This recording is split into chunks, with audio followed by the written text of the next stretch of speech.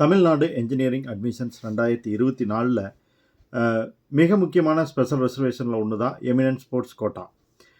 இந்த ஸ்போர்ட்ஸ் கோட்டாவில் கலந்து கொள்ளக்கூடிய ஸ்டூடெண்ட்ஸ்க்கான சர்டிஃபிகேட் வெரிஃபிகேஷன்ஸ் இப்போ போய்கிட்டு இருக்கு. எல்லா ஸ்டூடெண்ட்ஸ் மத்தியிலும் இருக்கக்கூடிய கேள்வி, இந்த ஸ்போர்ட்ஸ் கோட்டாவுக்கு எவ்வளவு சீட் இருக்குது அப்படிங்கிறது தான். அதுக்கு முதல்ல நம்ம என்ன பார்க்க போகிறோம் அப்படின்னா, ஃபேஸ் 1 ஃபேஸ் 2 அப்படின்னு சொல்லி சர்டிஃபிகேட் வெரிஃபிகேஷன் 2 கட்டமாக நடக்க போகுது.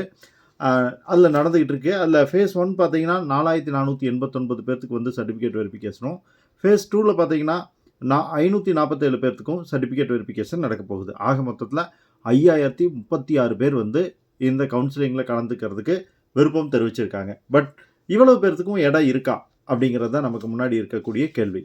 ஏன்னா ஒவ்வொரு பள்ளியிலையும் பார்த்தீங்கன்னா, நீங்கள் நல்லா விளையாண்டிங்கன்னா நல்ல காலேஜ் போயிட முடியும் அப்படிங்கிற வார்த்தைகளை சொல்கிறாங்க டீச்சர்ஸ்.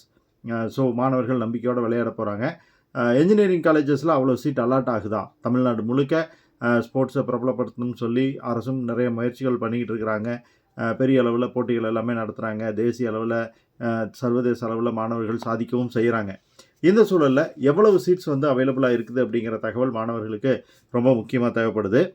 2 டைப்பாக இந்த சீட்டை அலாட் பண்ணுறாங்க. ஃபஸ்ட்டு பார்த்தீங்க அப்படின்னா, யூனிவர்சிட்டி டிபார்ட்மெண்ட்ஸ், அதாவது அண்ணா யூனிவர்சிட்டியில் வரக்கூடிய டிபார்ட்மெண்ட்ஸில் மொத்தம் 12 சீட் அலாட் பண்ணுறாங்க ஸ்போர்ட்ஸ் கோட்டாவுக்கு.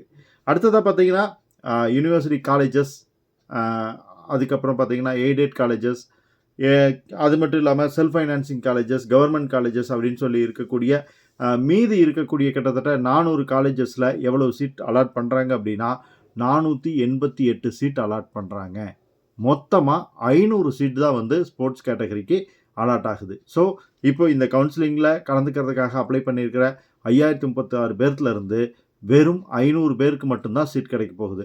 எல்லா சீட்டுமே நல்ல சீட்டாக இருக்குமா, நல்ல காலேஜஸில் கிடைக்குமா அப்படிங்கிறது கொஷின் மார்க் தான். ஸ்டார்டிங் டாப் ரேங்கிங்கில் வர்றவங்களுக்கு கண்டிப்பாக நல்ல காலேஜ் கிடைக்கிறதுக்கான வாய்ப்புகள் உண்டு. அவங்க இன்டர்நேஷ்னல் லெவலில் கேம்ஸில் கலந்துக்கிட்டவங்களாக இருந்தாங்க அப்படின்னா நல்ல மதிப்பெண்களோடு போக முடியும். இதுக்கு கட் ஆஃப் மார்க் எப்படி கால்குலேட் பண்ணுறாங்க அப்படின்னு பார்த்தீங்கன்னா, உங்களுக்கு ஸ்போர்ட்ஸுக்காக இது கொடுக்கறதுனால ஸ்போர்ட்ஸ் மார்க்கை பேஸ் பண்ணி ரேங்கிங் கொடுக்குறாங்க. ஸோ நீங்கள் ஸ்போர்ட்ஸில் நல்ல மார்க் வச்சுருந்தா உங்களுக்கு நல்ல காலேஜ் கிடைக்கும் அப்படிங்கிறத நீங்கள் தெரிஞ்சுக்கணும். தகவலை ஃப்ரெண்ட்ஸோட ஷேர் பண்ணுங்கள். பிடிச்சிருந்தால் லைக் பண்ணி சேனலை சப்ஸ்கிரைப் பண்ணுங்கள். Bye friends.